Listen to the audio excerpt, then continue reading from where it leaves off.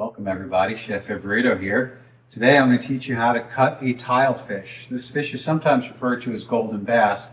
Not technically a bass, but some people think it looks like a bass based on its Hershey Kiss gill plate. It's got a hard rib cage like a bass, and it's medium activity like a bass. So golden bass, common industry name, more commonly known though as a tilefish. This one is blue tilefish.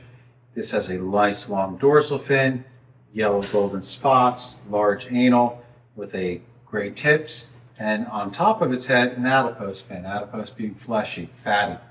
Bass don't have those. So we're going to lay this fish down, swim it to our cutting hand, dorsal fin faces me. I'm coming behind the gill plate and collarbone, rotating my knife at a 45-degree angle and dropping it at about 22 degrees. I'm going to draw the knife into the head, flip it around, and release right behind the pelvic fins. Swim the fish away from me and put my knife on top of the dorsal fin, and I'm going to cut shallow with the length of my blade from the head all the way through the tail. And I'm going to repeat that. Right now I'm going to run my fingers in here and feel the bones. Feel them, I can hear them, I can see them.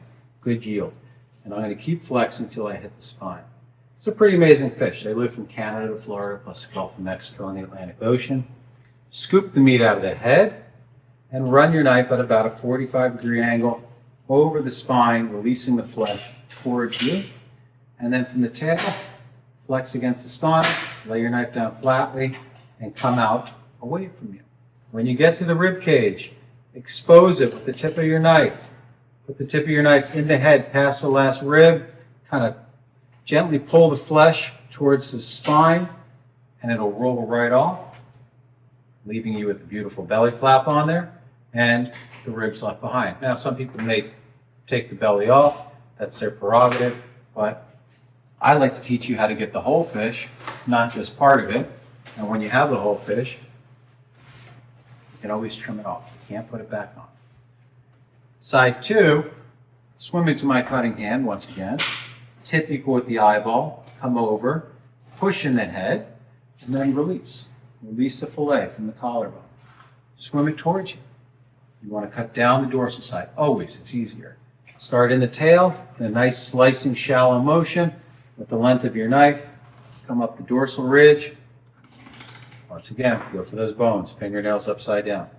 If you're there, cut deeper to the spine. Release the flesh out of the head. And then support the flesh with a large surface area of your hand and release the meat off the spine towards you. Once you see the whole spine, swim it to 10 o'clock.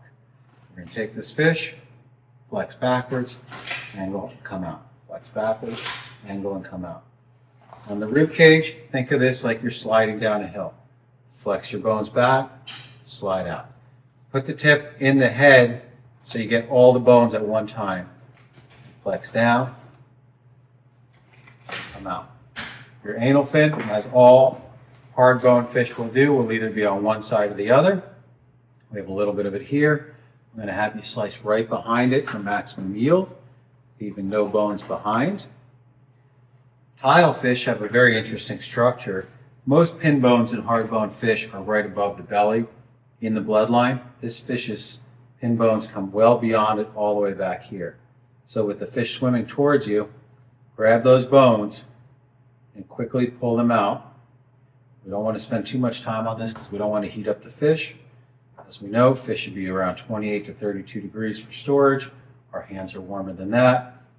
We want to just keep pulling these bones out. Some of them will give you a little resistance.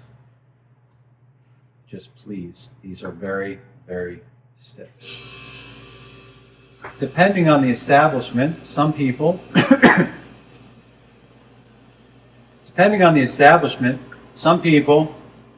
may not want to use the pin bones or use the belly, in which case I'm going to recommend trim that tail off.